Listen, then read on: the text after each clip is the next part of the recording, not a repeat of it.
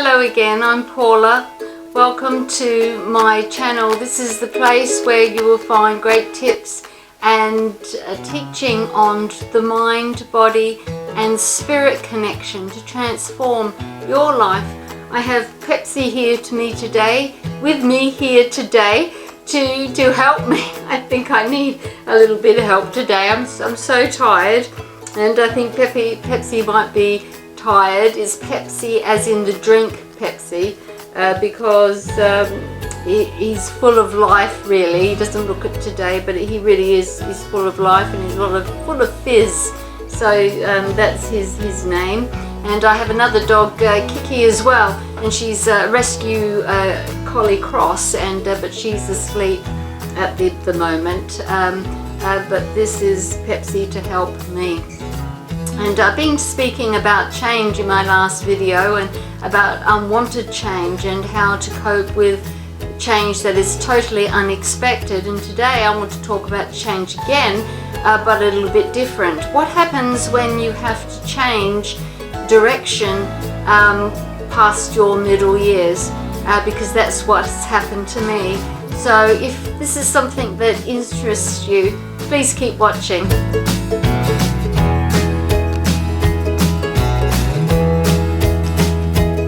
Change in middle years can be absolutely devastating, or it can be a great joy, depending on the circumstances. For me, due to COVID-19 lockdowns, I have found it's changed my life profoundly, and I had to learn to change with it. And the lockdowns here in South Wales, there's just been one after another. It's been over a year now for perpetual lockdowns. One, just lifted for a short time and boom, we're back in another one. And many of them have been total 100% lockdowns, and many are partial. And I found that with my work as a minister has changed profoundly, because all of that work, absolutely all of that work, was always face to face. I would do a Sunday service. I would be there. I would visit people in their homes. I would go to coffee mornings. I would go to bazaars, to fetes, to all sorts of things and places and situations, and everything had to do with face-to-face meeting people. And then all of a sudden, during the lockdown, that all stopped abruptly. And I had to learn to reinvent myself and my ministry, because I had to ask myself the question, how can I reinvent that so I can continue on to share that? I was continuing to do funerals, and unfortunately there was many of those to do. So I had to think to myself outside of the box a little bit more. And that's what I encourage you to do. When change happens, and particularly after your middle years, perhaps you've been retired, perhaps you've lost your job, perhaps you've had a relationship change, a change of living situation, and instead of just trying to grab hold of what was past, grab hold of what you know and who you are, your talents, your abilities, and reinvent them and create an exciting life for yourself. Is it easy? No. It's very hard to do. It takes a lot of courage to do that. But you're a person of courage, I know you are, and so you can do it. So instead of hankering after what could have been and what might have been and what was, think about what the things that you can take forward, but look at them differently, reinvent them, and so they can become something beautiful, something worthwhile for you to do and for people to enjoy. And so how did I reinvent myself as far as my church ministry is concerned? Well, we had to move it all online. And I am only a self-taught computer person. I never saw a computer until I was in my 40s. I'm a child of the 50s. So goodness, we didn't have any technology at all. I wasn't even allowed to use the landline until I was 12. And so having a mobile phone, having anything to do with computers was totally foreign to me. And I remember as the minister of the church in my denomination, they started to put out emails and things like that. And I knew that I wouldn't be able to do my work properly if I didn't get computer savvy. So I bought a computer and I taught myself. So all of that, everything now is completely online, but I am not that savvy at it. So what did I do? Well, I went on YouTube, I bought books, I studied for weeks and months and learned about it. Learned about how I could use the online things that are out there, the social media, websites, YouTube that you're watching, all sorts of things that are available on the internet. How can I utilize those things for my gifts, my abilities, my talents to be able to share with the world, basically, because it's a world wide web.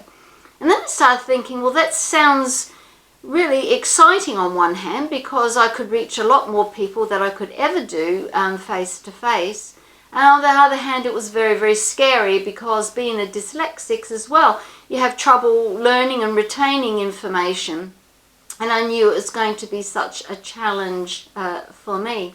So one of the things that I did was to write books. I've written 2 books during the pandemic, and now it's towards the end of the pandemic, lockdowns at least, we're starting to get unlocked. I'm started on my 3rd book, because I researched it and found that the genre that I am in, with self-help books, people actually enjoy reading physical books and books on Kindle.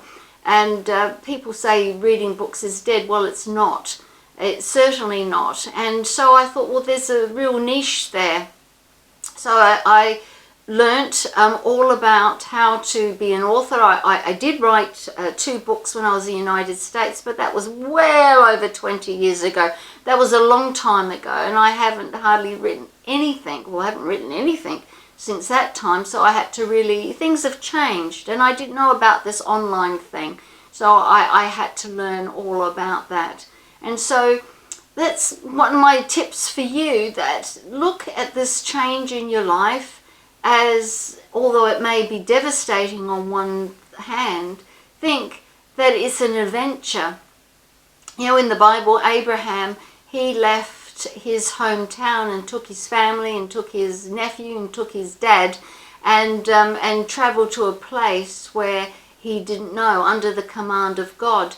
And it was an adventure for him, and a whole nation was born, and he didn't know what was going to happen when he left his hometown.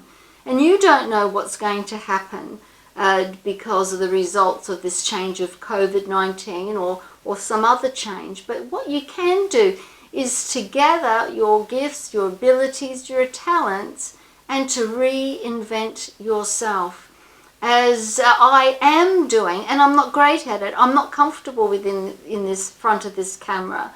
And that's another thing, that if I'm to promote my books, if I'm to keep helping people, and I love helping people, and to share my gifts and abilities. I'm 65, coming up 66. I've got a wealth of experience that I can share with others of all ages. And through YouTube here, I can do that. But that's another thing that I had to learn. And I spent hours. I created planning books, such as this, and different planning books and notebooks. So I could take notes on everything that I've learned, so I can able to do it the best of my ability. I watch YouTube videos. I ask for advice from others and do the best I can. So that's another change I've made, sitting in front of this camera, and I'm not great at it. I feel very self-conscious because it's difficult. You know, I love face-to-face chatting, and to sort of pretend that I'm face-to-face chatting is not an easy thing. So forgive me if these aren't the best quality videos, but I'm sure they will get better as time goes on, because there's a new YouTube channel, so please subscribe and like and hit the notification bell and support this channel in the midst of change. So there's two changes that I have made by writing books, 2 books, which the information is down to the description below and on this YouTube channel. And there's so many other changes that I've made during this COVID-19, and I don't want to deliberate because I think it'll make the video a little bit too long, and so I'll make another video about other changes. But what I want to leave you with is that change is not as scary as you might think, and it does affect our mind, body and spirit, and we are connected mind, body and spirit. And to transform our lives, we need to take the best from this change and the best from your life, and to reinvent yourself. And I'm sure there'll be other videos to come with a little bit more details on how to do that, and there's some tips in both of my books on how to cope with grief and profound change in your life. Well, from Pepsi to me, from Pepsi and me, I think he's asleep at the moment. Thank you for watching, and so please support this channel by subscribing and notification bell, because that'll tell YouTube that this is valuable content, and I hope it has encouraged you. If you wish to, please comment below, and as I said, hit the subscribe button and like, and I'd love to hear your comments as well. If you've got any tips for me on how to run this channel better, I'd be grateful. It's all on a shoestring, but hey, you know, we're all in the same boat, aren't we? And you're never too old to learn. Never too old to learn new tricks. I did my Master of Arts in my mid-50s, and I started a PhD also in my late 50s. Well, I earned the master's degree and went straight into the PhD, which I wasn't able to finish, but that's another story. But I'll see you in the next video. Thank you for watching. Bye-bye and God bless. And bye-bye from Pepsi.